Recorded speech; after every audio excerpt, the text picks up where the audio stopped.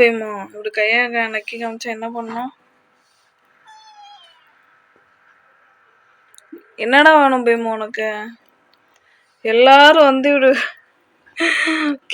படுத்துக்கிட்டு அவளோட இருக்காங்க தெரியுது. இங்க கீழேயும் இவங்களாம் இருக்காங்க. கீக்கி இருக்கா, இங்க வந்து பொம்மி இருக்கா. ஆனா எல்லாரும் இருக்கிறதுக்கும் இவன் முழிக்கிறதுக்கும் ஒரு வித்தியாசம் இருக்கு.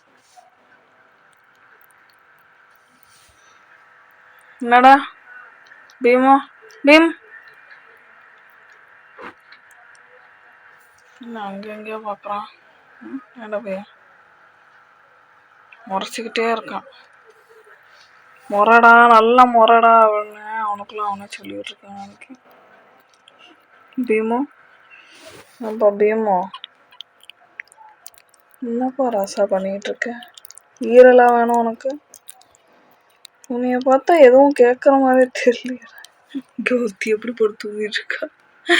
பீமு சோஃபா மாதிரி நல்லா மெத்துன்னு இருக்கான் போல, பெட்டு மாதிரி. இங்க யாருக்கெல்லாம் என்னென்ன வேணும்?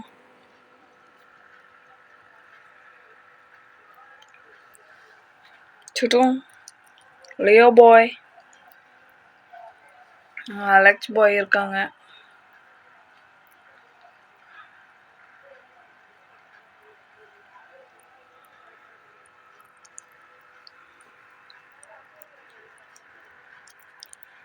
சுடும் இவங்களுக்குலாம் தலைவன் வேணும். என்னடா தலைவமாக தெரியல, அவங்களால பாதிக்கப்பட்டவங்க இருக்கு. பீமா இப்போ பீமுக்கு போட்டான்னு வைங்களேன், எல்லாரும் அவன்கிட்ட பிடுங்கிடுவாங்க. உடனே அவன் அழுதுகிட்டே போயிடும். என்னடா பீமோ? டே பீமோ,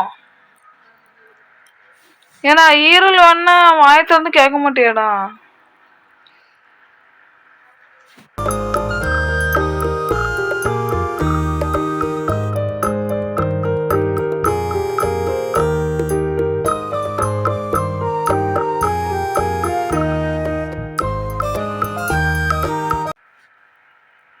பீம் படுக்க போறியா?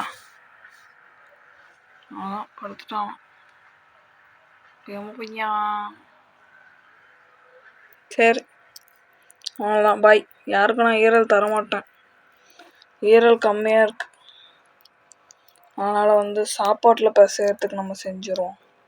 சரியா? இப்போ உங்களுக்கு வெறுவாயில் கொடுத்தேன்னு வைங்களேன், ஈரல் வந்து பத்தாது.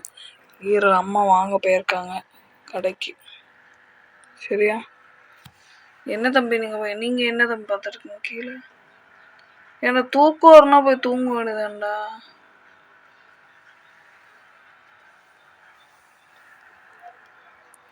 மூக்கில் வந்து ஈரல் டிசைன்.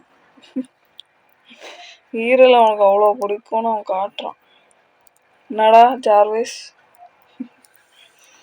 இது ஒரு ஆள் உள்ள போய் எட்டி பார்த்துக்கிட்டு இருக்கு.